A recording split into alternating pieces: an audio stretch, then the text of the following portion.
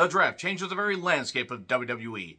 Does it though, Triple H? Does it really? Let's talk about it anyway. I'm John Reckon with my review of WWE Smackdown, the WWE 2024 Draft Night 1. So yeah, we had 4 rounds, 4 picks per round, so 2 for Raw, 2 for SmackDown. Champions are protected, and basically this just amounted to taking a few pieces and moving them around a little bit. Not even so much rearranging the furniture. We kind of just dusted the furniture and moved like one chair. Look, I didn't expect so many seismic shifts in general because, yes, a lot of people are locked in feuds, and I get that. That's fine. But the thing is, they hype up this draft. They make it such a big deal. It's just a way to bump up ratings and maybe call up a few people from NXT. In regards to SmackDown next week, I'm closing that night. I'm not going to review it. I will be reviewing Backlash France since I'm shockingly going to have a Saturday off for the first time in a while. As for SmackDown reviews, and even Raw reviews after this Monday, they're going to be intermittent. I'm going to see how I feel about that particular show and decide if I want to review it. Because easing back a little bit, maybe doing Movie Mayhem, if you get it, for May is probably going to take top priority. Retro reviews, lots of current release movies, so look forward to that. A little bit of wrestling, a little bit of country, a little bit of rock and roll. Rock and movie roll, arf. So yeah, they're in the Heritage Bank Center in Cincinnati, Ohio. Didn't AEW run that recently? Am I misunderstanding? Didn't they run Cincinnati, Ohio at some point? So they had about 13,000 people according to WrestleTix. Heyman talks about Roman withdrawing himself from the draft because he's not going to be back till at a minimum SummerSlam. Jackie's in Orlando at the Performance Center. Spell that, please. So Graves brings out Styles and Cody.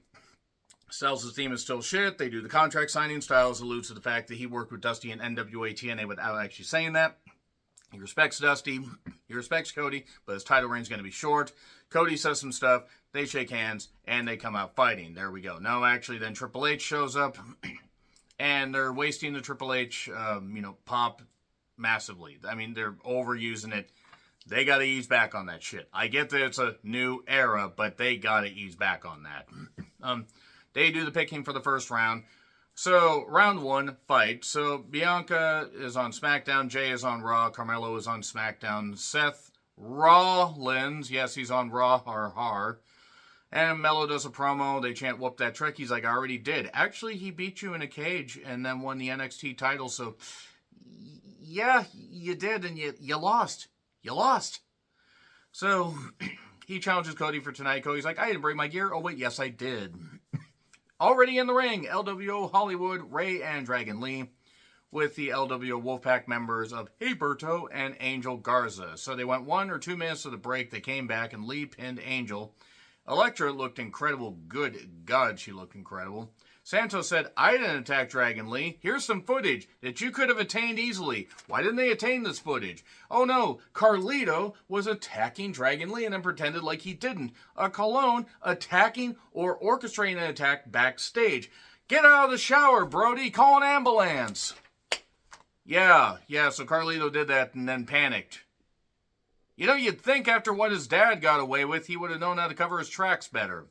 So, I mean, you got to take a stab at something new. Moving on from that, Steiner then beat Cedric Alexander. Why do I feel that Cedric Alexander is going to be released soon? I mean, put him in whoever the other guy is, Adonis, I think, in NXT.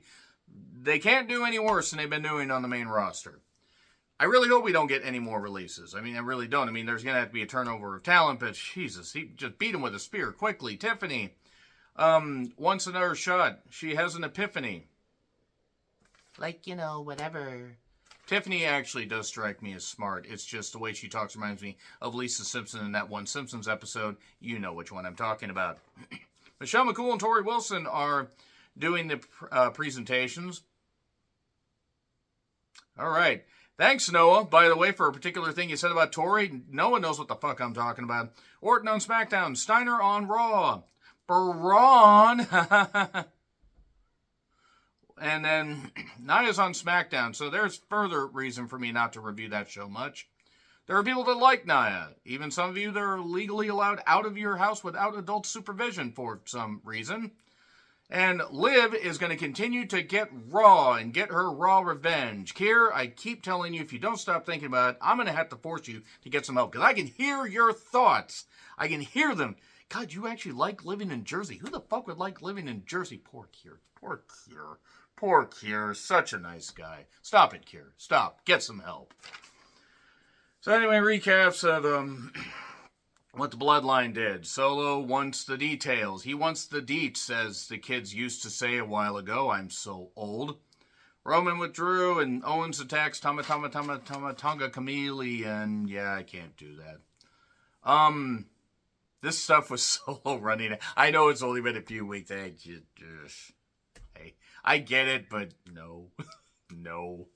Kayla interviews Bianca. And then Asuka and Kairi show up. And then Jade shows up. A.K.A. Jade! Showed up in all rhinestones. This whole thing needed more rhinestones.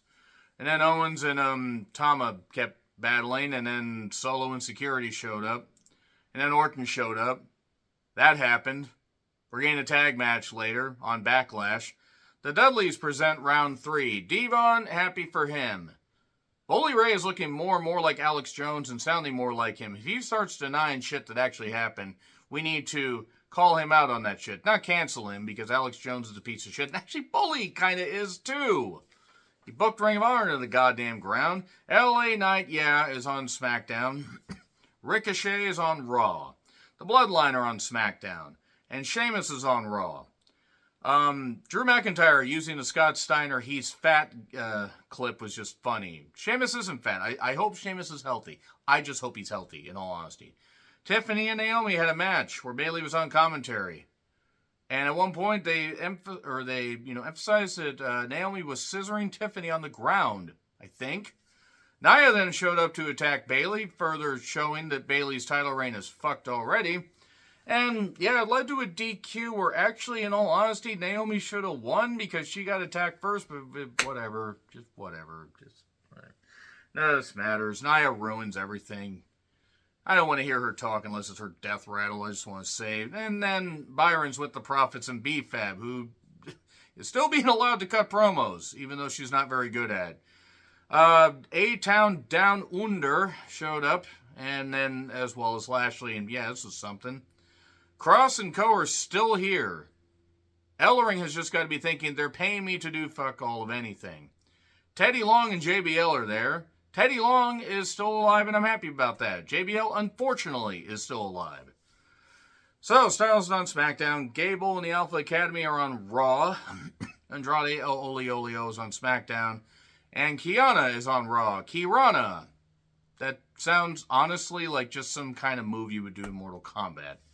So, package on Kiana James. Jackie, then had to be schooled on what Kiana's name is. So then, Shawn Michaels came out to congratulate Kiana while also keeping his eye on the rest of the talent in the ring at the same time.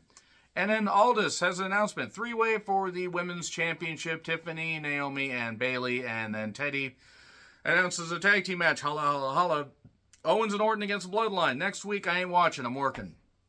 I hope the French crowd has fun. Wherever they are in France. Mello and Cody had a match where, look, the crowd loves Cody. Mello got a chance to show off. He kicked out of a cutter. There was a weird, awkward exchange where Cody kind of landed on his shoulder. Hopefully he's all right. It seemed like they might have cut the match short, but they also might have just been short on time. Cody then wins with the Crossroads, has a stare down with AJ and a handshake, and that's it. That's it for that. So that's pretty much all I have to say. So next week's Raw might be the last Raw review I do for a bit. We'll see. I might just stick with one program for each brand for the week and just focus on more movies. We'll see. Nevertheless, agree, disagree with what I said. Like, share, subscribe, Twitter handle in the description. I'm John Retland. I'll see you soon.